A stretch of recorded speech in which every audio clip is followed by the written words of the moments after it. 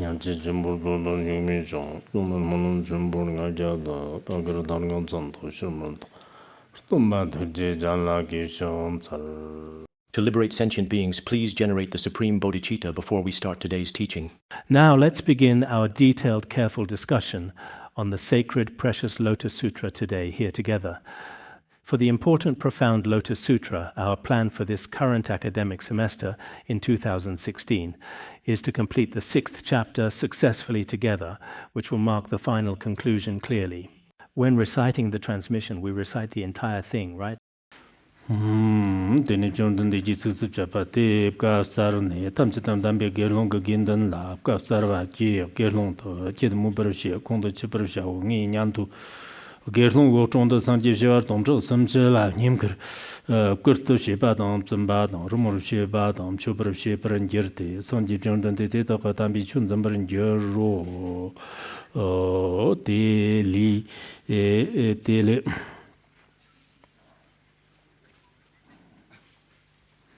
Tele Tamitse, Karakopa Chimbo Jivsha, and Jitingi Count no Topa Jivsha, Tivision Sopa Jumba on the Portova Sanji, Ribadan Javsamba, the Eurosopan Jitim Kimberti under a call of Gerolana Mepal Hadam and Namjitomba Sanji Jondan de Gozi Raptor no Jivsha and Jitendum Jongo, Tice, Navarti Corruption is Gero, Varti Caravanition, Varti Caravanition, Tambi Chu, neighbor and Geroto, Varti Caravanition, Tambi Chu, Zunion, neighbor and Geroto.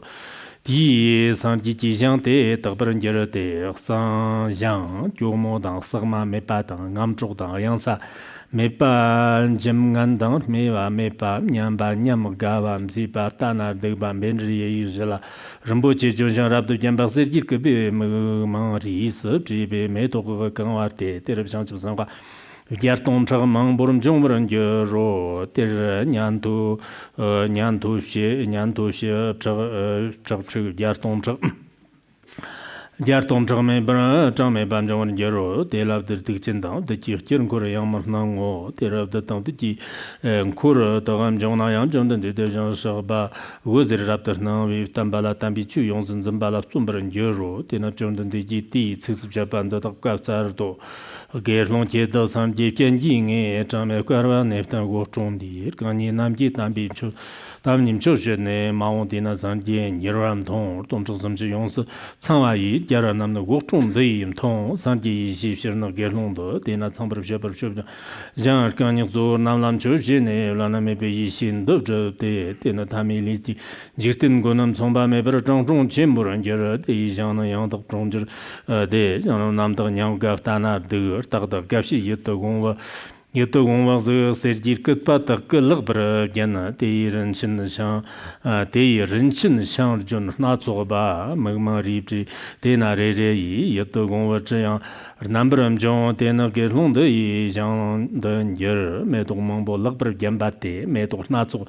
Nam Jim Zibra, Nam Joyansa, Nam Jan, Tena Meda, Yamjan, Zang Latana, Dubra and Gera, Tena Jean Joseph Washia, no, Jojan, Shindon, Derby, Semer, Jobim, Dorde, Shinda, Regains and Bar, Tom Jotam, Mambum, John and Gera, Tessuji, Jarbu, Yanto, Zag Metatami, Linam, John and Gera, Carval Hai, Shibe, Jana Yang, Tedo Satner Namja, Mazundo, Tena Vardi, Carabjernina, Tambichuna. Nishan, Vardi Kara Nishan, they was a ravno dead. Danger and Jera, Dena, Sedan Damba, Neptuna, Moon, Garjiva, Chimbo, don't Sedan Damba, Ramjer, don't Sedan Damba, Gadayana.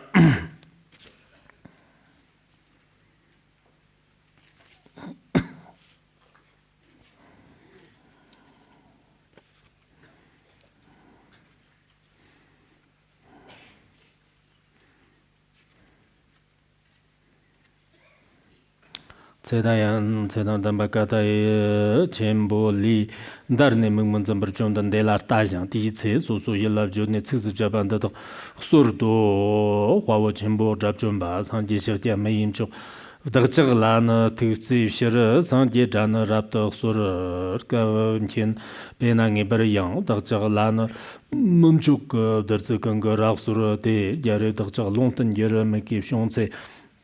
Mangaji Kaze Zambur Nini S. Duk Kaze Nidoji, Teon Tene Raptor Ma, 대전 덕적 주와는 덕바 멤버 셈발레 산지시 톰저데 띵은 셈진 제니전 덕적 조버 산지지 더바 쳔볼롱 마타나 저터 스그밥 지그니나 가제테양 마스르 전 화오 덕적 주와양 라나메 비송 투전 강체 롱트는 여러나 대zem년 대원은 여러 반버지바 특제베 화오 쳔볼롱트는 소르 워르워 셈바 Waro sembar namgyao no, taba chenpo mthong gyoro, tenip chomden de gyao nirtan nyangtu chenpo te ta qasim tokde, ter tawe tiki tiksi chida ne yang tamchidang tambing gerlong ka gindan labkaab tsarwa, gerlong da ngi nyangtu chenpo nirtan ramjurndo, sanjib shiwa chokchuk gyar tongchok chis zaksam lab nyamkar shede, tsambar shede rimmur sheba, chobar sheba, sorar sheba, tina, tsambar sheba, lab shade, shanchib chobarin gyoro te, tawe lakbar sheba, shaa shede li tamar ba devjin de shaba drab jamba yang da bar zoba san geru ba dan jazir dan ban jitem gemba de ro shaba gewen dara kalo gero lana me ba nam gi tomba san ji chon dan der davi to ji sha ban jitem de jongarte san ji ji jang rimbo chim jong wa ji sha wer ger do kar de na rimbo chi no wa ji sha wer ger do san ji jang de nam nyam bar do ba sher ji je rimbo chi rjun shang ber nam ro chi ba ngam zhou dang yang san me ba nga jamun dang me ba ye do gong me do ge da me do da zhan ber ger de kang ban zo ba yong su jo ba da nam ne ber ger do de na nyang du mang bu zhen me ba ne ber ger de da gam tan na zhang ge do ber ma ni so de do shang ju san hua xue a chao chi ya dong zhang mang bu zhong ren ge ro zhong den de di cai na war ki kar wa pching ni sen ge ro dan bi chu na war ki kar ni shi ne ber ge ro dan bi chu ge zeng ni ya war ki kar ni shi ne ber ge ro zhong den de den ne nam kar no ala ne de tag de chu to shang chu san hua ge song mang bu dan yang tu ge song mang bu dong zhong ren ge ro de ne zhong den de ji ci zi cha ban de kwa zar du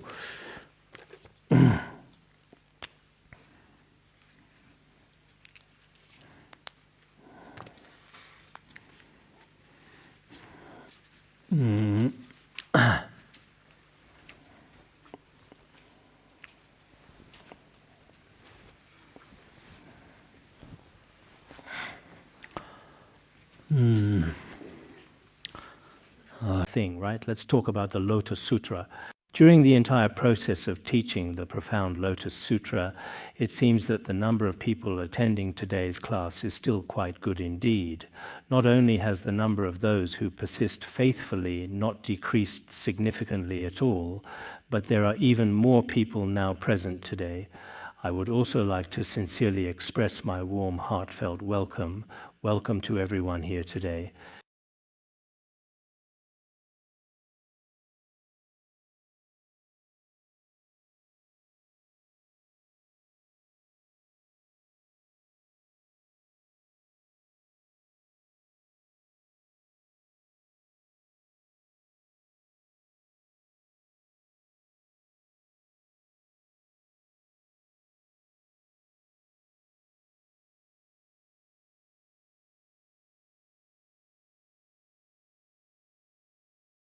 Everyone here, cheer up a bit more now. Don't be so overly serious, please.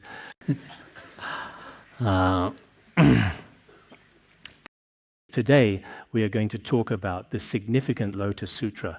This Lotus Sutra truly possesses profound and boundless immense merit and virtue and spiritual power. I've been actively engaged in teaching and meticulously expounding the profound Dharma for over 30 years now. In actual fact, my journey into teaching commenced quite early on in my life, much sooner than many might expect. Originally, when we evaluate some Khenpos and Khenmos among our Dharma teachers here, there are also many years of requirements and strict time limits involved. And then some of the counselors in our seminar group, you see, also have a set number of years that are specifically required. The other day, I personally told some of the key people who are in charge that if it were, for example, like my specific case, it would be perfectly fine to start a little bit earlier as well. Why exactly do I say this particular point? Because back then, in the early spring of 1985, I first came to the Institute to become a Buddhist monk. Then, in 1986 later, because when I first arrived there initially, our Institute wasn't that formal or organized yet at all. Sometimes His Holiness Jigme Phuntsok would say, this counselor is called a Khenpo, named, at that time, there wasn't even the title of Khenmo. It only appeared in the 1990s later on. Some people were all just called Kenpo back then. His Holiness would just say it casually sometimes maybe as a joke humorously. I arrived in the early spring season that year. At that time, His Holiness gave the empowerment of the sacred treasure teaching of Lierao Langpa. After that, he diligently taught the profound adornment of the middle way. Later, His Holiness then went to Shinlong. Kado Kenpo graciously gave us some insightful classes. Then, in the subsequent second year, specifically 1986, at that time, our institute sent some Kenpos to various places for the summer retreat. I was one of them at the time. So when I had been there for less than a year, I went to a place called Wenja Monastery in Markang. I went there to teach words of my perfect teacher and ascertainment of the 3 types of vows. This is actual history. So that day I told them sometimes it really does take a significant amount of time. For example, if we want to graduate from the rigorous 5 treatises here, it can potentially take 6 long years or even 5 years or perhaps 10 years. There are indeed many different levels and complexities involved.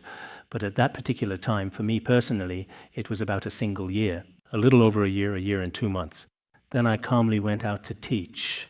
Back then I was very enthusiastic. Originally during the summer retreat, just giving 1 lecture would have been enough. But I felt listening to teachings was important. I insisted they listen to 1 more. I taught ascertainment of the 3 types of vows and insisted on words of my perfect teacher. Because words of my perfect teacher, when I had just become a monk, I had also listened to it once with Kenpo Daba.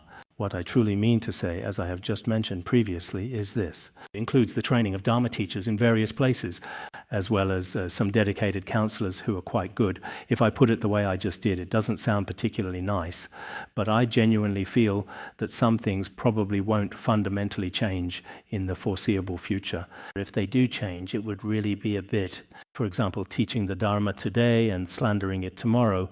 People like that are truly terrifying. If not, in some special cases. For example, in some places you really lack counselors. In such cases, you see that some people really have excellent spiritual roots. Sometimes you can just tell by looking at someone, this person will never change. They absolutely won't become traitors. They certainly won't ever turn into that kind of despicable person. For people like that, we can let them take on some responsibilities accordingly. It depends on the situation. This also applies to the Dharma teachers in our institute. They should observe as well. There are a few things I also require. Maybe the time hasn't been that long yet, indeed. But I still ask everyone to keep studying diligently and providing guidance continuously. This is also the main reason why exactly. So what are we going to talk about here today, specifically now? The sacred Lotus Sutra has immense, profound merit and virtue. I recall seeing in the esteemed biography of the Lotus Sutra that there is a truly profound story which explicitly states that even if one does not possess the ample time to meticulously study the entire comprehensive text, merely listening to a single class, the spiritual merit and profound benefit accrued from such an act is still considered to be extraordinarily great. Back when the Buddha was alive, there was a woman named Guangming Nu, radiant woman. She once attended a particular class at some unspecified location. Later, after she tragically passed away and departed from this world, her loving parents meticulously constructed a beautiful and lasting memorial tower in her honor, which was likely a significant and poignant tomb. At that time, the girl had already been reborn in the heavenly realm. Then, in her own way, she communicated with them, telling them that she had been reborn in the heavenly realm. They didn't believe it at the time. They asked, "Why were you reborn in the heavenly realm?" She said, "I was just accompanying my friend." She herself didn't go with any particular intention or motivation. "I was just accompanying my friend, and at that time I attended a class. It was through the merit of that I was reborn in the heavenly realm." At that time, her parents simply didn't believe it at all. Just like people in our world today, they were full of doubts. Later, she said, "If you truly don't believe what I'm telling you, then please know that the 10 precious pieces of white jade I possessed when I was still alive are carefully hidden in the corner of a certain cabinet. I would like my parents to go and take a look for themselves. In fact, this very white jade was a meaningful gift that you had given to me before, a long time ago." After her parents went back, it turned out to be exactly as she said. Later, her parents also became devout Buddhists, embracing the teachings and practices wholeheartedly. So I truly think for everyone who is present here today, if you are fortunate enough to have a complete and unbroken spiritual transmission, or from beginning to end, if you have the truly remarkable and profound opportunity to listen to the entire and complete Lotus Sutra, I think that's an experience that is truly and deeply wonderful. Even if you can't do that, if you just listen to 1 or 2 classes, the blessings of the 3 jewels are truly inconceivable. The power of karma, cause and effect, and virtuous actions is also beyond imagination for each and every one of our lives. It is extremely, extremely beneficial. This is one reason. Even listening to a single class brings tremendous merit. Also, here among us, those whose negative karma is very, very, very severe can also rely on the blessings of this Dharma, can purify a great deal of negative karma. This is also mentioned in Volume 9 of the Lotus Sutra biographies. There was a person named Fayu. It's not entirely clear whether he was a Buddhist monk or not, but it is known that he originated from the bustling and vibrant Gwangju area. He was notoriously and exceptionally wicked, possessing a truly terrible and volatile temperament. He committed all manner of heinous evil deeds and was widely regarded as a profoundly bad and morally corrupt individual. However, later in his life, when he eventually died and departed from this earthly world, his consciousness eventually arrived at the court of the formidable King Yama in the intermediate state. When King Yama meticulously summed up all the good and evil deeds he had diligently done throughout his entire life, they were all found to be negative karma. Indeed, he had committed an enormous amount of truly evil acts. There was so much negative karma that there was almost no virtue at all remaining. But in the end, he had once heard about the profound merits of the Lotus Sutra. Because of this sacred teaching, all his negative karma was completely purified. No matter how much evil karma there was, it could not compare to a single virtuous deed. It was this one virtuous act that cut off all the negativity. I completely believe this. The profound power of virtuous deeds is truly inconceivable. It's just like we often say in the world, in a house that has been dark for 1,000 long years, if a single bright lamp suddenly appears, all of the darkness can be completely dispelled instantly. This too is a kind of karmic connection. So for all of us who are sitting here right now, it's truly inevitable that many people have committed all sorts of negative deeds in this world, unfortunately. If we want to completely eliminate these negative karmas, on one hand, we need a very good method of confession and repentance. On the other hand, it is also very important for us to eliminate negative karma within our own mind stream through listening to the Dharma and practicing in this way. Eliminating negative karma from our own mind stream is extremely important.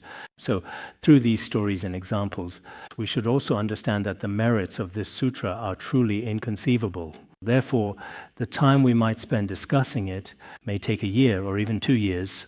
But as for the great masters of the past, some spent more than 10 years on certain scriptures. Compared to that, I think for all of us who are here, as long as we are truly alive in this world, everyone should diligently strive and find effective ways to listen to this entire and profound sutra to its full completion. This is my only hope. Next, we will proceed to discuss Chapter 6, which is specifically titled The Chapter on Prediction. Previously, we thoroughly covered the chapter of the parable of the medicinal herbs. It mainly used various illustrative examples, such as different types of trees and grasses, to convey its message. Using these as metaphors for different types of beings such as Śrāvakas, Pratyekabuddhas, Bodhisattvas, and so on, through the gentle reign of the Buddha's profound wisdom, they are truly nurtured and carefully matured, allowing them to ultimately attain perfect and complete wisdom. The main point of the previous 5th chapter was to explain this principle. Now we will discuss the chapter on prediction. As for the chapter on prediction, it actually covers many aspects. Of course, in this section, there are 4 venerable ones mentioned. Venerable Kashyapa, Subhuti, Katyayana. There are prophecies bestowed upon these 4 venerable ones. In fact, in the Lotus Sutra, there are also others mentioned later on, such as Devadatta, never disparaging Bodhisattva, and indeed many more. Earlier in time as well, some highly respected and venerable individuals had already received profound prophecies concerning their future. As for the Venerable Purna, a revered figure himself, over 1,000 received prophecies together with him. And they were all given the same Dharma name. Their names were also completely identical, reflecting their shared spiritual identity. Some time ago there was a Lama who, when giving refuge, gave everyone the Dharma name Sun Wukong, kindly then. So many of us can also receive the same exact name together simultaneously today. Therefore, in Buddhism traditionally, there are also many similar cases where enlightened Tathagatas share the same identical name. At our institute, when people have the same name, many think it's inconvenient and insist on changing it. But actually, it's also acceptable. It's fine if there are people with the same name. If there are different approaches, it's also indeed fine to change to different ways for everyone.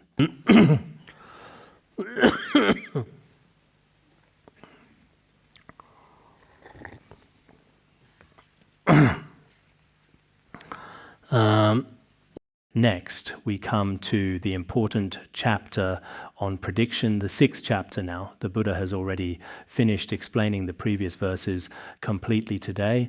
The verses of the previous 5th chapter have already been explained thoroughly earlier. At this particular point, he compassionately addressed the assembly gathered here. Among my disciples is Venerable Kashyapa, the great Mahakashyapa. As for Mahakashyapa, in fact, when the Buddha finally manifested parinirvana, he entrusted all the sacred dharma to him completely. He should be considered truly foremost in all ascetic practice. This significant fact is also clearly reflected in his detailed biography. Among all of Buddhism, among the Buddha's 10 great disciples, his observance of the precepts was exceptionally pure and truly remarkable. As Buddhists, we should know that monastics have the precepts for monastics and lay people have the precepts for lay people. Even if it's just the 3 refugees' precepts, there must be a foundation of discipline. Only after establishing a foundation in precepts can one's virtuous roots mature. In the future, one can also attain a human body or other fortunate rebirths. Otherwise, without pure precepts, then indeed, even if you listen, contemplate, and practice the teachings, in the end you may still suffer various degrees of downfall. So to be like Venerable Kashyapa, of course, in this degenerate age, it is extremely difficult for us. But we also can't think that anything goes, that it's fine to smoke, it's fine to drink alcohol, or even that killing is acceptable. If we think that nothing matters, then in reality, there's not much difference between studying Buddhism and not studying it. If a person's actions have no standards at all, and their mind is exactly the same as everyone else's, then being a Buddhist in form only, whether you say you are or not, it doesn't matter. Our behavior should at least change a little. Of course, as sentient beings in this degenerate age, we also shouldn't be too pessimistic. Some people think, I can't practice properly and in accordance with the Dharma. When they try to hold themselves to the highest precepts, they are always unhappy and miserable. They see themselves as the most terrible evildoer in the entire world, constantly thinking they are the greatest source of harm. But some people are also just even too relaxed, as if absolutely nothing at all matters, being overly lax and perhaps even careless. If you are too relaxed, then in this brief lifetime, we may truly make no progress at all. If an individual is too relaxed, first they won't learn any knowledge, their behavior won't improve. In Buddhism, the 3 trainings are discipline, concentration, and wisdom. These 3 form our foundation. First, we need the foundation of discipline. With discipline, the mind truly settles down. Once the mind is settled, then and only then can we pursue both worldly and transcendent wisdom. Indeed, there is profound hope for this situation.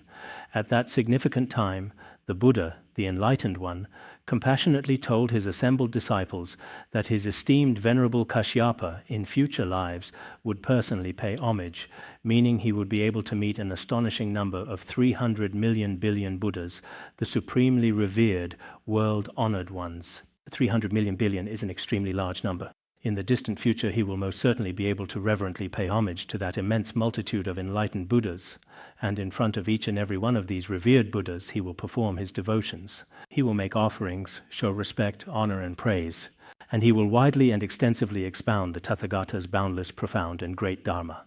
He will meticulously teach each and every profound and vast Mahayana Dharma door, guiding all beings towards enlightenment. In the end, as the last to attain Buddhahood, he will achieve enlightenment. When he attains Buddhahood, his Buddha name will be Radiant Tathagata. In fact, Radiant Tathagata already encompasses the qualities of being worthy of offerings, perfectly enlightened, complete in wisdom and conduct, well gone, knower of the world, unsurpassed one. It should be knower of the world, unsurpassed one together, right? Tamer of men, teacher of gods and humans, Buddha and world-honored one. It should be Buddha and world-honored one. Is it separated by a comma? You can check it later.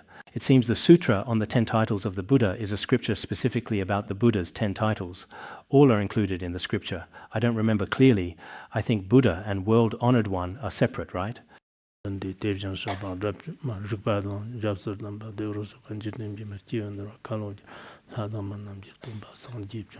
Yes, they should indeed be separate entities. At that particular time, the name of the revered Buddha land was known as Radiant Virtue, and the kalpa of that world was called Great Adornment.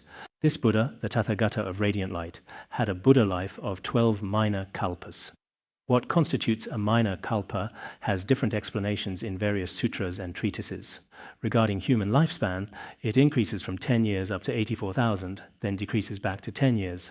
A complete cycle of one increase and one decrease is called a minor kalpa. There are also middle kalpas and great kalpas, different terms for different kalpas. But for now, we can understand a minor kalpa in this way. His true Dharma remains in the world for 20 minor kalpas. The semblance Dharma, the Dharma in form, also remains for 20 minor kalpas. This is quite a bit different from the extensive time span of the current Buddha. That particular land is extraordinarily magnificent and utterly pure. There is absolutely no pollution or any form of smog whatsoever, ensuring a pristine and unblemished environment. Nowadays, in big cities, there is smog everywhere. When I just went there the other day, a very interesting thing happened. No matter where I went, many people were wearing masks. But even with masks, smog might not necessarily be blocked out. There is actually no smog in Tibet, so it's a very bit better. However, once you manage to ascend to that elevated position, it becomes especially and noticeably cold. There is absolutely no atmospheric pollution present at all. Furthermore, there are also no scattered rubble, no sharp thorns, or any other unclean or undesirable things like animal excrement. It is therefore an extremely pure and remarkably clean environment. Moreover, this particular land is notably flat and remarkably even, exhibiting no significant highs or noticeable lows. There are absolutely no inconvenient potholes, no jarring bumps, and certainly no troublesome mounds of earth present. This should refer to duifu, mounds or small hills. By duifu, it means things like small earthen hills or little mountains. There was a small mound of earth in our middle school. I specifically designed it. The middle school teachers should know about this. Is this truly called a tufu, or perhaps something else entirely? But this particular one is rather remarkably dignified. Ours, on the other hand, sometimes looked quite unsightly and unappealing. And the ground itself is made of beautiful lapis lazuli. All kinds of magnificent trees made of the 7 precious materials are arranged very neatly and precisely. Whether they're lined up horizontally or vertically, there are golden ropes carefully marking the boundaries on both sides of the paths clearly. Nowadays, we commonly use lime to draw straight lines instead. We use white, yellow, and bright red colored lines frequently today everywhere. In that pure and serene land, it's the same way. There are also all kinds of incredibly precious and exquisitely jeweled flowers, which are beautifully spread everywhere, adorning the entire landscape. The surroundings are extremely pure and tranquil. The bodhisattvas in this land are also innumerable and countless. There are so many, countless billions upon billions. There are also just as many Śrāvakas, who are especially numerous throughout the entire land. There are absolutely no demonic disturbances here whatsoever. Although there are some demon kings and some of their ministers and followers, there are quite a significant number of them, but none of them do any evil deeds in any way whatsoever. They do not commit all sorts of evil acts. This does not happen here. So what exactly do? They protect the sacred Dharma. They will always utilize various different methods to safeguard the profound teachings of Buddhism. In fact, sometimes when we look back at the extensive history, whether it is in our Saha world, which is this very realm of endurance and suffering, or in countless other worlds and universes across the vast cosmos, whenever the profound and true wisdom of the sacred Dharma is being widely and extensively spread and propagated, there may also inevitably be some malevolent demonic beings, some challenging and adverse conditions, and various formidable obstacles that arise. These kinds of things do indeed occur, but in such truly pure lands, there are absolutely no demonic events, even though there are demonic beings present within them. This is quite a truly remarkable and extraordinary situation, isn't it? Normally, we often say, that is to say, when the way rises a foot, the demon rises 10, especially when the content of Buddhist practice is particularly very profound indeed. It may potentially bring forth for you some truly adverse and challenging conditions, including all sorts of different and varied obstacles that may arise all around you. But in such pure and pristine lands, none of this truly exists. Moreover, all of them diligently protect the sacred teachings of the Tathagata. In fact, the way to protect the Tathagata's teachings, it primarily lies in the transmission of the Dharma. This is indeed very important. It seems that in the Phahua Huyi, it is also specifically mentioned that the sacred Tathagata's precious relics are not what we truly need to protect at this moment. So what is it that we need to protect? It is the Tathagata's teachings. We must compile the teachings and gather the Dharma treasury. All of us who are truly present here are dedicated followers of the Tathagata, so how should we propagate the Dharma in the future? In fact, when it comes to spreading the Dharma, perhaps we might create statues of Bodhisattvas or Buddhas, right? These are also part of it, but even more important is to uphold and practice his teachings. When our revered Guru passed away in the past, indeed some other eminent monks and great masters also often said this very same thing. The propagation of the Dharma King, our precious Guru, is the most important thing for us disciples. Actually, this is true for each and every one of us as well. In the future, whether it's our own Guru or some of our own Khenpos or Khenmos, when they eventually leave this world and pass on, there's no need to go boo-hoo-hoo, saying the Khenpo has left, the Khenmo has left, and then cry. There's really no need for that. This world of ours is impermanent. Inevitably, everyone will leave one day. When that time comes, those who have truly received the blessing of their great teachings should carry on their important legacy. So it's not that important to insist on having their relics or to worry about whether or not their relics can be produced by cremation. There's no need to go out of our way for that. We don't have to insist our Guru must leave behind many relics. Relics, 84,000. Like King Ashoka, he tried to gather 84,000 relics. But that's the most there could be. We probably won't be able to find that many relics ourselves. What's more important, the real relics, for example, are their works. If they have some writings, for instance, then their profound works become truly important. If they have some true and dedicated lineage disciples, they should certainly circulate the precious Dharma treasures left behind during their lifetime and continue to actively spread and widely promote these valuable teachings. Their insightful thoughts and innovative ideas should be thoroughly shared and effectively disseminated.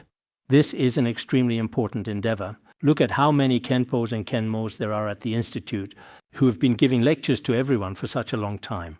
As I mentioned earlier, it's not that I'm being arrogant, but in actual fact, teaching for a truly whole year is indeed not quite simple. It should also be possible to cultivate some disciples. So what is the way to repay such kindness? It is solely to spread the Dharma. To spread the Dharma, one aspect is to promote the teachings of the Tathagata. Another important aspect is to actively carry forward their inspiring spirit. We have consistently strived to do precisely the same in our endeavors throughout the past. When our His Holiness passed away, we all thought, first, to properly maintain and protect His Holiness's Dharma center, to take good care of and support it. This was what the Guru cared about most. Another thing is the Dharma treasures left by the Guru during his lifetime. We should do our best to share them with everyone. This is the most important thing. So this is also the profound aspiration that we make for ourselves. In the days to come, I sincerely hope that many of our esteemed Dharma friends in the lineage will continue to uphold the sacred Tathagata's teachings. As for the Tathagata's teachings, perhaps some of us are monastics and some are lay practitioners. How can lay practitioners teach the Dharma? Actually, it is possible for lay practitioners to teach the Dharma. In the Sutra of Wise and Foolish, it first talks about the many merits of teaching the Dharma. Later it says, when ordinary lay people sincerely teach the profound Dharma, all the celestial gods and benevolent spirits attentively come to listen, not to mention dedicated monastics.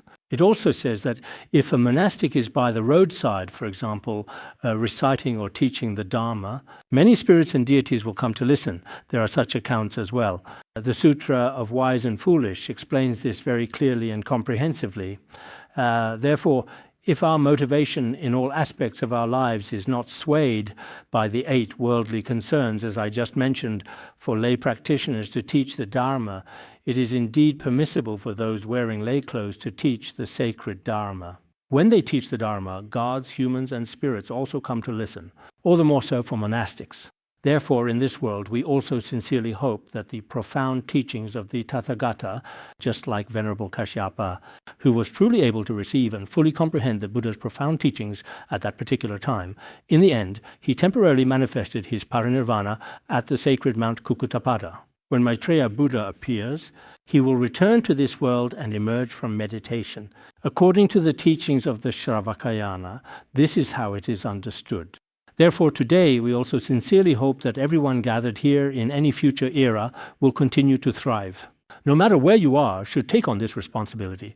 In this way, our study of the Dharma will truly be beneficial. It is not the case that after studying the Dharma, our greed seems to grow, our anger intensifies, and our jealousy increases. Relationships between people become more and more troublesome. Sometimes, when we compare Buddhists with worldly people, it seems like Buddhists have even more disputes and conflicts. There are so many disputes among Buddhists, but perhaps there are even more among non-Buddhists. But sometimes it seems that some people's motivation for studying Buddhism may not be very pure at the beginning. For this reason, when I went out this time, I spoke with some members of the association, telling them not to talk about gossip and disputes. Instead, they should discuss topics related to practice, study, and contemplation. When some Buddhists gather together, they don't talk about how to practice or how to study, contemplate. Among the 5 treatises, such as Prasangika, Svatantrika Madhyamaka, Yogacara, and consciousness-only schools, how do they view things? Many never discuss these aspects, instead always talking about this bad or evil person, calling someone a scoundrel, or whatever else. It's all about gossiping, spreading rumors, and constantly pointing out the perceived faults and shortcomings of others. They can't stand this person, can't stand that person. Every day they wear gloomy, troubled faces, practicing not to study at all. Committing negative karma daily. What's the point of studying? The more you study, the worse it gets. Some people after studying don't feel gratitude, but instead say, because I joined such and such association, because I joined a Buddhist group, why I've become pitiful, my family has fallen apart, I've lost all. They blame, complain about everything. People like this are truly pitiful. These people are especially foolish. Some people really are. They don't even have the slightest sense of gratitude or appreciation, not even on a worldly level. Even in the secular world, if we hire a teacher to substitute for a month, at the very least we have to pay them a tutoring fee for that month, right? We all know how much a tutoring fee costs. But these people don't even consider such things. They seem to be quite dissatisfied with almost everything and everyone. People who are always pointing out others' faults are usually not practicing themselves at all. Such a person still harbors something demonic in their heart. Honestly, that's really not a particularly good thing. Everyone should seriously take the time to reflect upon and examine themselves thoroughly. This is just a brief interlude. Now, moving on, the Buddha once again reiterates what was mentioned above. It's basically the same. I just took a very close look at it. I'll also briefly and literally go over it for you, explaining each part in detail. The Buddha told the bhikkhus, with my Buddha eye, I have a vision. I see that in the future world, Venerable Kashyapa, after countless long kalpas pass by completely, will finally attain complete Buddhahood eventually. In the future world ahead, Kashyapa will make offerings respectfully before every single Buddha. There will be 3 trillion Buddhas, an incredibly large number of world-honored ones. It is also to attain the wisdom of these Buddhas that he will truly and diligently practice the sacred Brahma conduct in this world, and he will make profound offerings to the exalted supreme world-honored ones, the most honored ones among those with 2 feet. He will also cultivate the ultimate supreme and unsurpassed Mahayana wisdom of the Buddha with great dedication. He will attain Buddhahood as the last of those destined to do so. His land will be extremely pure. The ground will be made of lapis lazuli, and various jeweled trees will be arranged in magnificent order. Golden cords will also adorn the land beautifully, marking the boundaries on both sides of the noble path clearly. Every sentient being who sees these sacred places will feel great joy always. Many of us, when we see a particularly beautiful special place, we immediately take out our phones and snap lots and lots of pictures. Even when we see a beggar on the street, we take pictures too.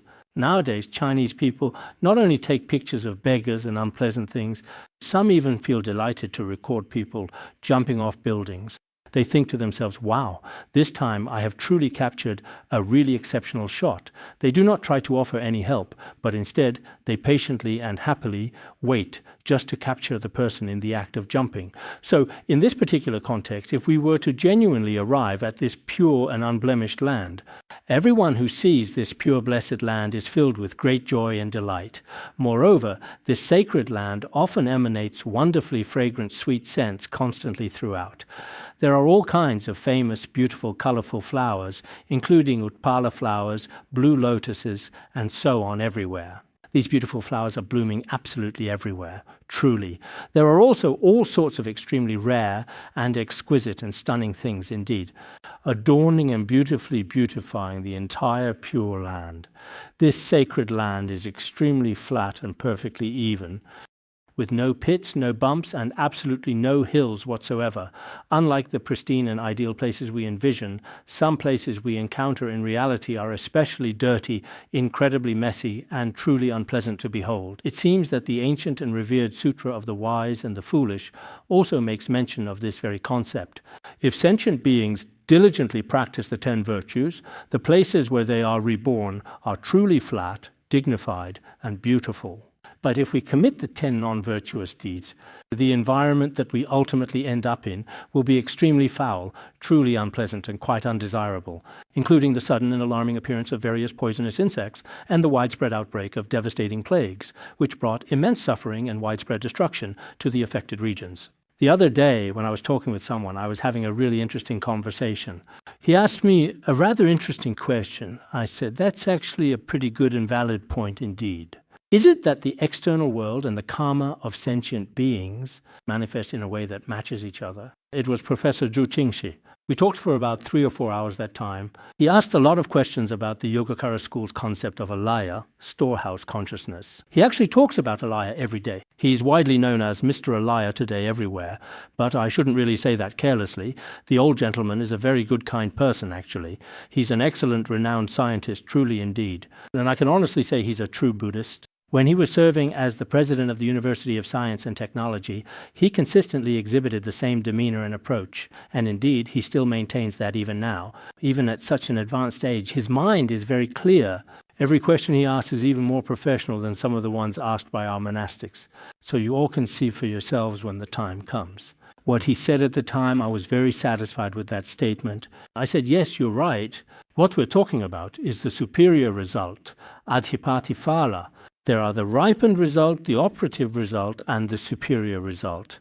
Within this, the external world of sentient beings, in reality, it's actually our own. For example, the 10 unwholesome actions and the 10 wholesome actions.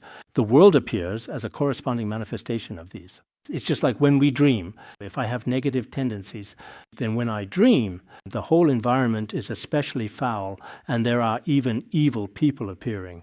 If I have a truly virtuous dream, then at that very moment, the surrounding environment also arises directly from the profound power of my own mind.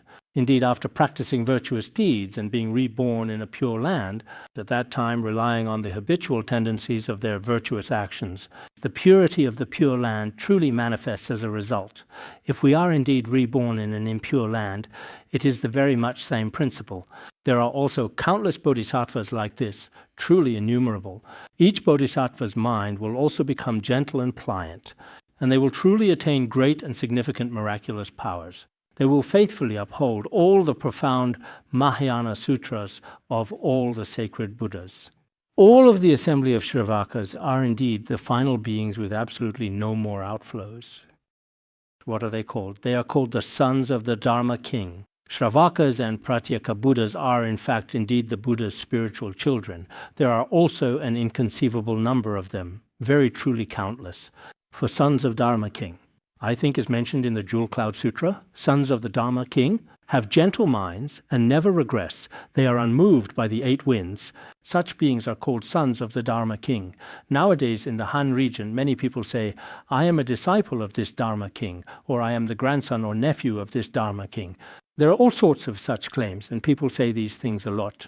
But when it comes to being a Dharma King, some say, I stayed at a Buddhist institute, I took a photo with a lama, but whether these people are truly sons of the Dharma King, the Jewel Cloud Sutra says they are not swayed by the 8 worldly winds, their bodhicitta never regresses, and their minds are extremely gentle. This is what is called being a son of the Dharma King. There are also many such sons of the Dharma King, as well as many Śrāvakas and Pratyekabuddhas. Even with divine vision, their numbers are countless. There are just so many. Now, as for this particular Buddha, his lifespan is indeed 12 small kalpas. The true Dharma, moreover, will remain in the world for a full 20 small kalpas. And the semblance Dharma will also remain for 20 small kalpas. As for the Buddha of light specifically, the Venerable Kashyapa mentioned earlier today will eventually become the Buddha of light in the future time ahead. This is his particular situation, clearly explained here now.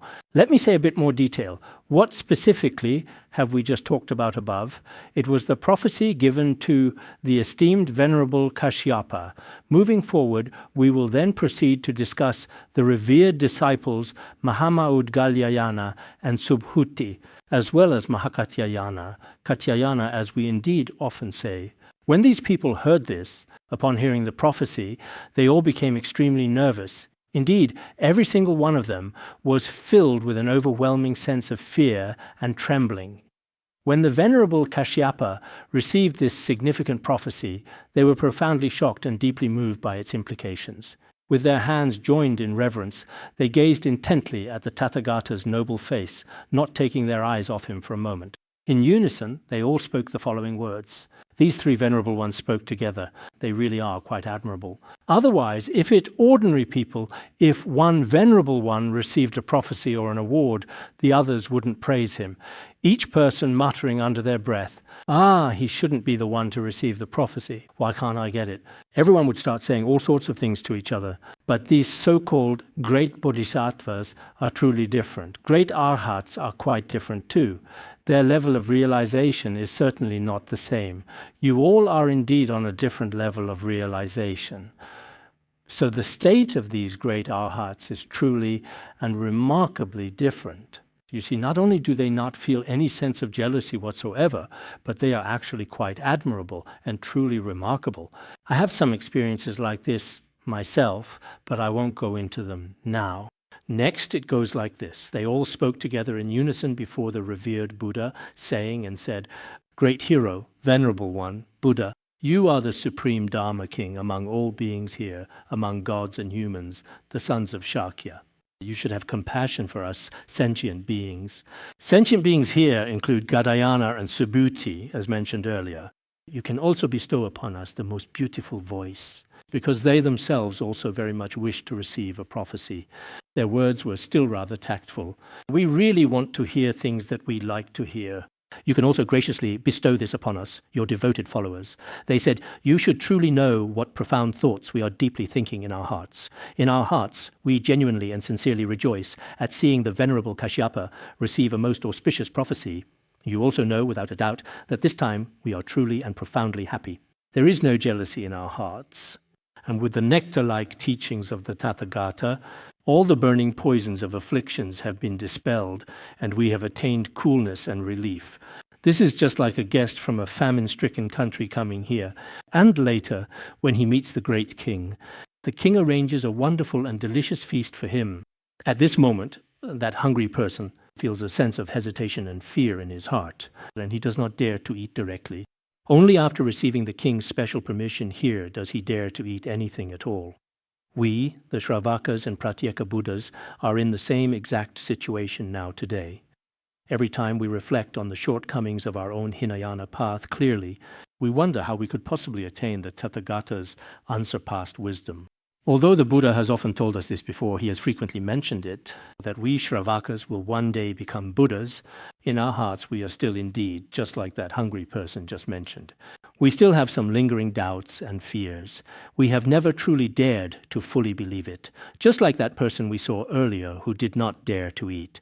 Once the Buddha gives such a profound prophecy, now that Venerable Kashyapa has already received the prophecy from Buddha today himself, then perhaps we too have hope in the future as well indeed, because we belong to the same class here now together. He said clearly then, if we receive the Buddha's prophecy finally too someday, we would be very, very happy as well.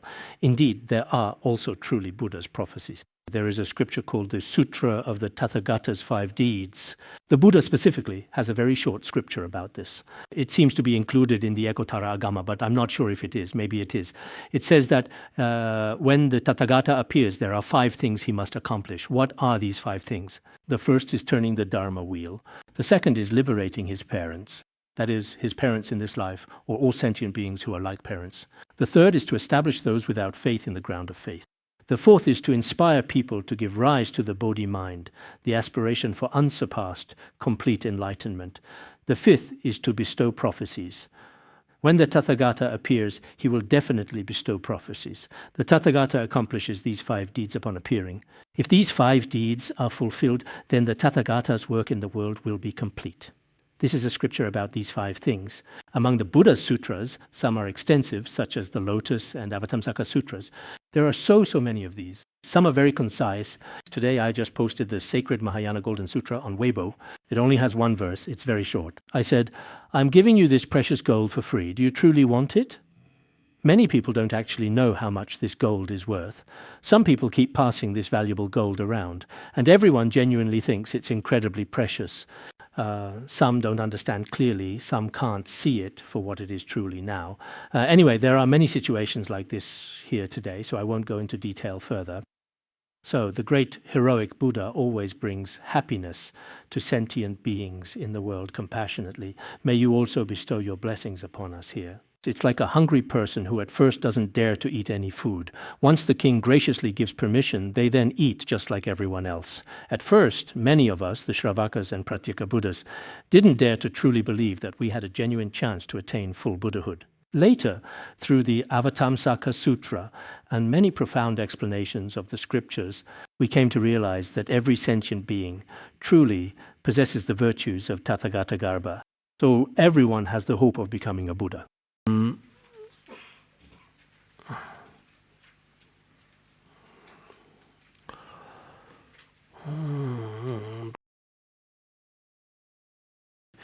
At this point, the world-honored one understood the minds of all his disciples.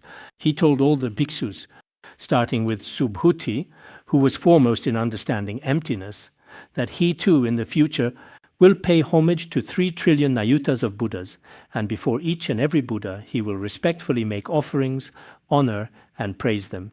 He will diligently practice pure conduct for a very long time and has perfected the Bodhisattva path and ultimately attained Buddhahood. What will his Buddha name be? He will be called Tathagata name and form. This is also mentioned in the Diamond Sutra, isn't it? Subhuti is also present in the Śrāvakayana. There is a Subhuti in the lesser vehicle as well. He is a great Bodhisattva, foremost in understanding emptiness. In most of the Prajnaparamita Sutras, it is Subhuti who poses the questions. This includes the Diamond Sutra and others. His future and esteemed title will be the revered Tathagata name and form. Furthermore, he will also possess all of the 10 sacred and distinguished epithets that are characteristic of a fully enlightened Tathagata. The name of his auspicious kalpa, or cosmic era, will be known as possessing treasures. The name of his land will be treasure-born.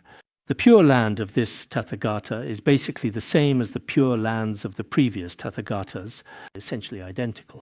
The only difference is that in his land, the ground is level and made of crystal. As for the ground being made of crystal, it specifically refers to beryl, which is indeed one of the 7 precious gems, crystal beryl. It's certainly not the glass we commonly talk about nowadays, for example in the phrase glass heart. Then it describes the land as adorned with jeweled trees, free from any defilement. It is far removed from all unsightly rubble, sharp thorns, and any other unclean impurities, ensuring a pristine environment. There are also all kinds of jeweled flowers, various precious blossoms, covering the entire land. Everywhere is exceptionally pure and wonderfully clean. The people who all reside there live on elevated platforms made of precious sparkling jewels inside exquisite and magnificent pavilions. Actually, sometimes when we visit some wealthier places, some countries are like this too. For example, some Arab countries or certain African countries, when you arrive there, you feel that the collective karma of these beings is truly inconceivable. And then when you go to some especially affluent countries, at that time, it's true that every being there has their own good fortune. It's the same in pure Buddha lands. They all have pavilions made of precious jewels. The number of Śrāvaka disciples is also countless and boundless. To use a metaphor, there's really no way to compare it with any metaphor. As for the Bodhisattvas, there are also countless trillions, an inconceivable number.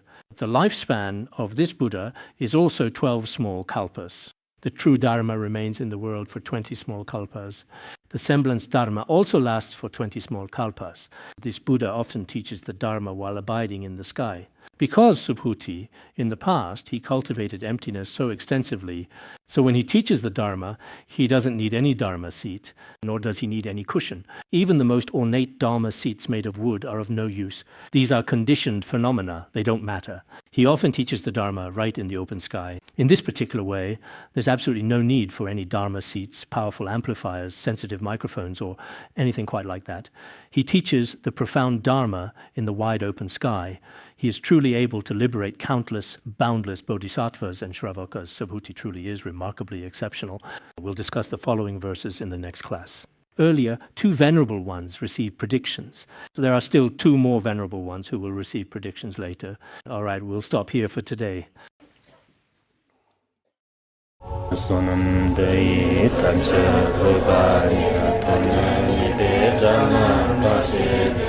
Kirgana jirano chupai chupun thonen droa droa bandangara badna asadarda bandangara badna asada bandangara badna asadarda